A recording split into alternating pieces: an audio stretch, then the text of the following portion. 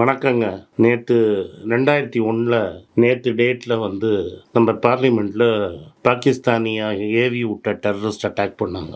அதை நம்ம சேனைகள் வந்து தைரியமாக சண்டை போட்டு சில பேர் உயிரையே கொடுத்து தியாகம் பண்ணி பல பேரை சுட்டு கொண்டாங்க. அந்த 2001 நடந்த இன்சிடெண்ட்ல முகமது அசர் அப்படிங்கிற ஒரு டெரரிஸ்ட் இன்னைக்கும் பாகிஸ்தானில் ஸ்டேட் கெஸ்டாக இருக்கிறார். அதே நாள் அன்னைக்கு நம்ம பார்லிமெண்ட்ல திரும்பி ஒரு தாக்குதல்னா என்னன்னா 6 பேர் சேர்ந்து பார்லிமெண்ட்ல மெயினாக உள்ள குதிச்சு ஒரு டியர் கேஸ் கேனிஸ்டர்ல எல்லோ கலர் புகைங்களை வெளில விட்டுருக்கிறாங்க. 2 பேர் வந்து விசிட்டர்ஸ் கேலரியிலேருந்து குதிச்சு கேஸை வந்து திறந்து விட்டுருக்கிறாங்க.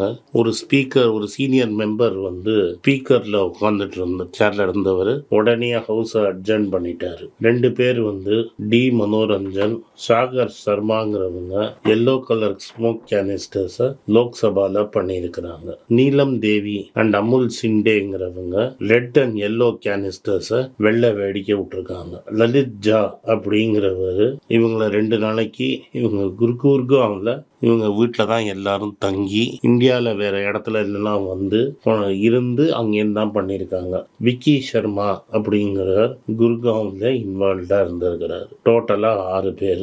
இந்த இண்டிவிஜுவல்ஸ் உள்ள போனவங்களுக்கு பிஜேபி மைசூர் எம்பி பிரதாப் சிம்ஹாங்கிறவர் வந்து அவர் ஹாப்பியா உள்ள வாங்க அப்படின்னு பாஸ் கொடுத்துருக்குறாங்க. தேசத்துக்கே சர்வ் பண்றவங்க பிஜேபி எப்போதும் சோல்ஜரை பத்தி கவலைப்படுவாங்க.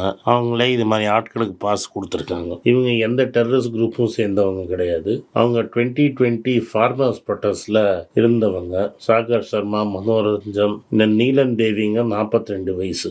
இவங்க வந்து இந்த ரெட்டிப்போத்தர் வந்து விவசாயியோட இன்கம் ரெட்டிப்போன்னு சொன்னவர் ரெட்டிக்கிலேயே பணக்காரன் இன்னும் பெரிய பணக்காரன் ஆகிட்டே இருக்கிறானே, வேலைங்களுக்கு அன்எம்ப்ளாய்மெண்ட் கிடைக்கலையே, இந்த மனோரஞ்சன் இன்ஜினியரிங் படிச்சுட்டு வேலை இல்லாமல் விவசாயம் பண்ணிட்டு இருக்கிறாருன்னு கேள்வி. இதுக்கெல்லாம் சேர்ந்து இவங்க ப்ரொட்டஸ்ட் பண்ணிட்டு இருக்காங்க. இந்த சாகருக்கும் மனோரஞ்சனுக்கும் பிரதாப் சிம்ஹா பாஸ் கொடுத்துருக்கிறார். முதல்ல இதை நம்ம அப்படியே கண்டிக்கிறோம். ஆளுக்கு யார் மேல குறை இருந்தாலும் ஒரு அசெம்பிளி பார்லிமெண்ட்டுக்குள்ள பூந்து கலாட்டா பண்றது, இது மாதிரி கேனிஸ்டர் உடைக்கிறது, இதெல்லாம் தவறு. இதெல்லாம் நம்ம எப்போதும் கண்டிக்கணும். இந்த பிரதாப் சிம்ஹா தான் இந்துத்துவ வெறியர். திப்பு சுல்தானா நம்ம கொண்டாடத கூடாதுன்னு ரொம்ப அந்த ஏரியால பிரபலம் பண்ணவர்.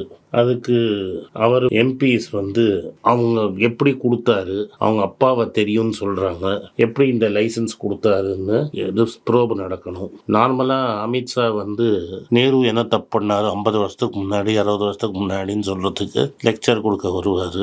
இன்னேத்து அமித்ஷா இதை பத்தி வாயை திறக்கல. அவர் தான் ஹோம் மினிஸ்டரி தான் ரெஸ்பான்சிபிள் ஃபார் செக்யூரிட்டி. அவரோட செல்ல பிள்ளை தான் இந்த இதை கொடுத்தாரு பாஸை. இதே காங்கிரஸோ இல்லை வேற ஏதாவது ஒரு அப்போசிஷன் லீடரோ இந்த பாஸை கொடுத்து இவங்க உள்ள குதிச்சிருந்தாங்கன்னா இன்னைக்கு அந்த ஆளை சஸ்பெண்ட் பண்ணியிருப்பாங்க, எக்ஸ்பெல் பண்ணியிருப்பாங்க, வாய்க்கு வந்தபடி பேசியிருப்பாங்க, தேச துரோகின்னு பேசியிருப்பீங்க, இதெல்லாம் பண்ணியிருப்பீங்க. இப்போ யார் தேச துரோகி? பிரதாப் சிம்ஹா மேலே ஏன் இன்னும் ஆக்ஷன் எடுக்கல? ஏன் அவனை சஸ்பெண்ட் பண்ணல? ஏன் வந்து அவர் தேச விரோத செயல் பண்ணவங்களுக்கு எப்படி உள்ள விட்டுருந்தாரு? அந்த கேனிஸ்டர் தப்பா வெடிச்சு ஏதாவது எம்பி, ஆளும் கட்சி எம்பியாவோ இல்லை அப்போசிஷன் எம்பி யாருக்காவது அடிபட்டு இருந்தா அமித்ஷா பதில் சொல்லுவாரா? பிரதாப் சிம்ஹா பதில் சொல்லுவாரா? யார் பதில் பேசுறது? இந்த 5 பேர் அரெஸ்ட் பண்ணியிருக்காங்க. ஒருத்தர் தப்பித்து ஓடிட்டு இருக்காரு. டெஃபினட்டா அரெஸ்ட் பண்ணுவாங்க. இவங்களுக்கு என்னதான் வெறுப்பு இருக்கட்டும், என்னதான் ப்ரொட்டஸ்ட் இருக்கட்டும், நீங்க போய் ராஜ்காட்ல உட்காருங்க, ஜந்தர் மந்தர்ல உட்காருங்க, பிரதமர் வீட்டு வாசல்ல உட்காருங்க, எங்க வேணா உட்காருங்க, ஹங்கர் ஸ்ட்ரைக் பண்ணுங்க, ப்ரொட்டஸ்ட் பண்ணுங்க. உங்களுக்கு அந்த உரிமையெல்லாம் இருக்கு. இது ஒரு ஜனநாயகான நாடு. ஆனால் இந்த லோக்சபாக்குள்ள புந்து அடிக்கிறது, அசம்பிளிக்குள்ள புந்து கலாட்டா பண்ணுறது, இதெல்லாம் அன்னார்கியை நோக்கி ஒரு நாடு போனால் அந்த நாடு உருப்படாது. ஜனநாயகமாக நீங்கள் கேள்வி கேளுங்க, பதில் சொல்லாட்டாலும் கேள்வி கேட்டுக்கிட்டே இருங்க. என்னைக்காவது ஒரு நாளைக்கு ஜனங்கள் அவங்கள ஃபோர்ஸ் பண்ணுவாங்க கேள்வி கேட்கறதுக்கு. இது மாதிரி வயலன்ஸ் பண்ணுறதுங்கிறது கம்ப்ளீட்லி தப்பு. ஆனால் இது ஏன் நடந்தது, எதுக்கு நடந்ததுன்னு ஹோம் மினிஸ்டர் டெஃபினட்டாக சொல்லணும். அதே சமயத்தில் அந்த எம்பியை சஸ்பெண்ட் பண்ணணும். ஆச்சா பூச்சானா நீங்கள் எக்ஸ்பெஞ்ச் பண்ணுறீங்க பார்லிமெண்ட்டில். அப்துல்லா வந்து பெரியாரை கோட் பண்ணால் உடனே வந்து 500 பேர் கரகோஷம் கத்துறீங்க. இப்போ ஏன் பிஜேபி காரங்களும் தேசபக்தரும் வாய மூடின்னு இருக்கீங்க? அந்த சிம்மாவை என்ன பண்ண போகிறீங்க? இல்லை ஒரு கடவுளை ஏதாவது ஹிந்துன்னு சொல்லி ஊரை ஏமாற்றிட்டு இருந்தவன்லாம் கடவுள், நிஜமாக கடவுள் நம்புறவன்லாம் துரோகி. அவன் கேட்டால் நான் தெரியாமல் பண்ணிட்டேன்னா விட்டுடணும் அவனை. மற்றவன் தப்பே பண்ணாட்டாலும் அவனை பார்லிமெண்ட்டை விட்டு வெளில அமைச்சிருக்கேன், கோர்ட்டுக்கு போயிட்டு வரணும், உள்ளே வரணும். நாங்கள் ஹோம் மினிஸ்டர் நேரு 1950s அவர் பிறகுறதுக்கு முன்னாடி பண்ண தப்பெல்லாம் சொல்லுவார். இவர் ஆட்சியில் இவர் ஹோம் மினிஸ்டராக இருக்கும்போது பார்லிமெண்ட் 2 பேர் உள்ளே பூந்ததை பற்றி வாயே திறக்க மாட்டார். இதை நம்மளாம் கேட்டு சும்மா இருக்கணும். இன்னொரு விஷயம், இவர் பெரிய industrialist, RPG group owner. Harsh அவர் தம்பி தான் லக்னோ சூப்பர் ஜெயின்ஸ் ஓனர். அவர் வேர்ல்ட் கப் ஃபைனலை பற்றி ஒன்று பேசியிருக்கிறாரு. இது உங்களுக்கு புரியறதுக்காக சொன்னாங்க. பணக்காரன் இந்த நாட்டில் எப்படி இருப்பான்னு. இந்த India Australia world cup final சூப்பராக இருந்ததான். கபில் தேவ் கூட டிக்கெட் கொடுக்கலையாம். தோனி கூட நீ வர வேணான்னு சொல்லிட்டாருன்னு கேள்வி. கபில் தேவ் சொல்லிட்டாரு, ஓப்பனாக சொல்லிட்டாரு, நான் கூப்பிடலன்னு. ரொம்ப பிஸியாக இருந்தான். அதாவது இந்தியாவுக்கு முதல்ல வேர்ல்ட் கப் ஜெயித்தவனே கூப்பிடாத வேர்ல்ட் கப்பில், அதை தான் அவர் சொல்லியிருக்கிறாரு. எந்த பணக்காரனும் காசு கொடுத்து டிக்கெட்டு வாங்கி வேர்ல்ட் கப் பார்க்கல. எல்லா பெரிய பணக்காரனுக்கும் ஓசி பாஸ் பிசிசிஐ கொடுத்தது. அந்த ஓசி பாஸை வச்சுக்கிட்டு டிக்கெட்டு போய்டுறது. இது அவர் ஓப்பனாக சொல்கிறாரு. ஏன்னா என்னோட பிஸ்னஸ்மேன் ஃப்ரெண்ட்ஸு எல்லாருமே ஓசியில் தான் பார்த்தாங்க. இதெல்லாம் நீ காசு கொடுத்து இந்த மாதிரி மேட்சுக்கெல்லாம் அவங்க போக மாட்டாங்க அப்படின்னு ஒரு பட்டியலே சொல்கிறாரு. அதே சமயத்தில் காசே இல்லாதவன்லாம் காசு டிக்கெட்டில் கடனை கொடுத்து வாங்கி அதை கிரெடிட் கார்டில் வாங்கி இஎம்ஐ கட்டி டீமு பிளேயரை பற்றிலாம் டிஸ்கஸ் பண்ணுறாங்க. இதை தான் நான் சொல்கிறேன். இந்த நாட்டில் பணக்காரன் இன்னும் பணக்காரன் ஆகிட்டே போகிறான்.